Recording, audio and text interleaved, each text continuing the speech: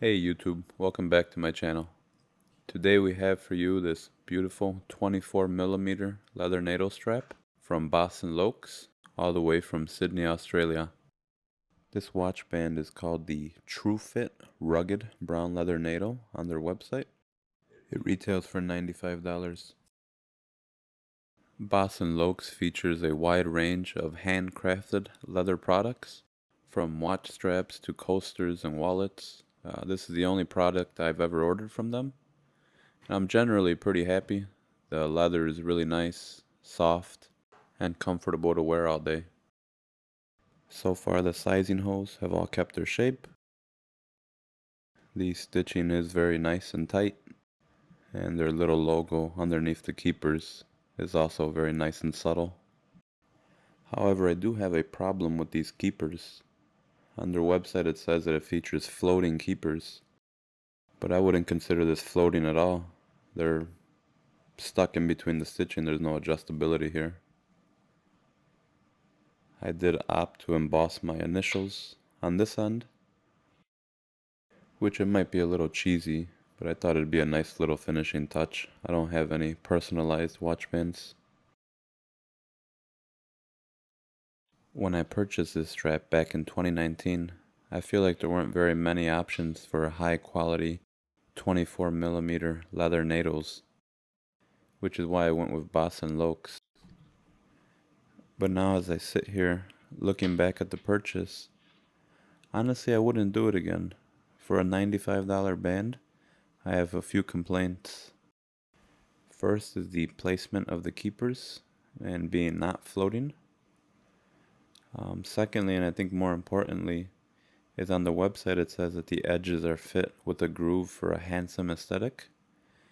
And the picture also shows the watch band having like a little indentation along the edges, but mine never had that.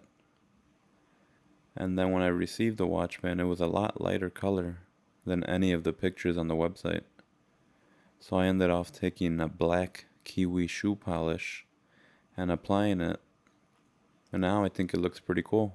It looks really rustic and weathered, and I do wear it, and I do really enjoy wearing it, but it wasn't exactly the product that I was promised, and for that price point, I was expecting a little bit more, honestly. As far as leather bands are concerned, Colareb, the Italian leather bands, have been my favorite, and I'll be posting videos regarding them too. Zero complaints there. But for now we have this NATO, and it looks pretty badass on the Navitimer. Like I said, very classic, very rustic, and it complements the vintage style of the watch very well.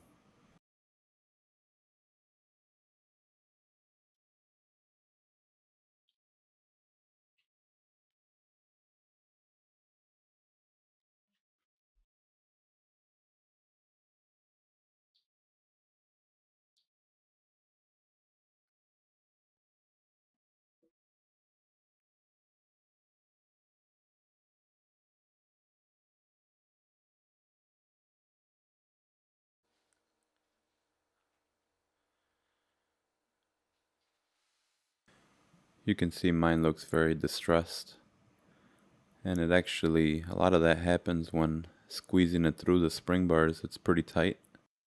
Personally, I think it adds to the accelerated patina. From this angle, the strap does create arches that are pretty big coming from the spring bar, but I think that's going to be the case with any leather NATO. I don't have very much experience with leather NATOs.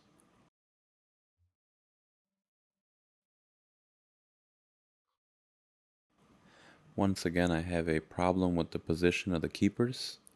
If the keepers were positioned higher up, or actually floating so that you can position them up there, that would allow the tang buckle to sit nicely at the middle of your wrist, instead of closer to the edge of your wrist, hugging up to the keeper. I'll compare it side by side with another NATO strap that has the keeper a little further away, which then lets the tang sit right in the middle of your wrist. Maybe I have an odd sized wrist. I am 7.5 inch, but for me the tang buckle sits right in an awkward position.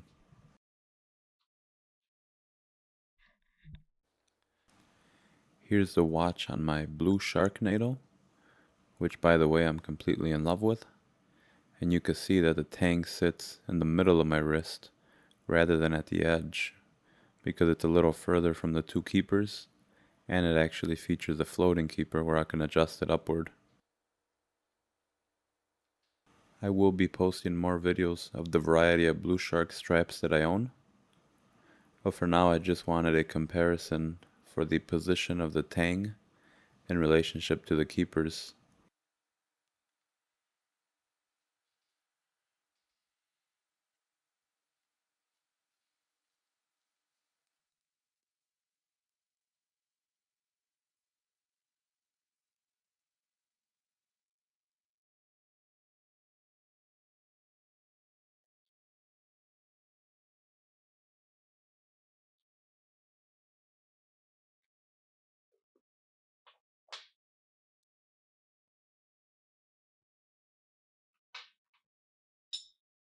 Here are the straps side by side, and you can see that the Blue Shark NATO is a little bit longer, so I don't know if that helps out my case, but the keepers are definitely pushed back just enough so that way the buckle sits in the middle of your hand and not towards the edge, and the floating keeper really helps to maintain the bulk of the NATO right on your wrist rather than somewhere in between.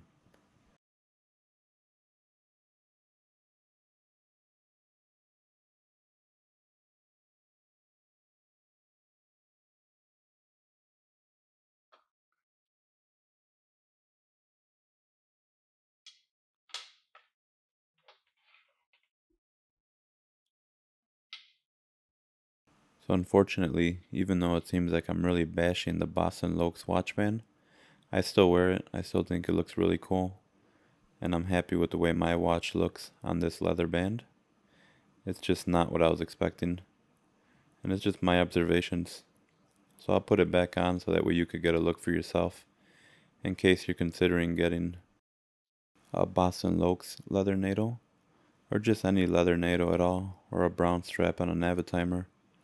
I know it's hard to find videos on different straps on Navitimers, especially the B01.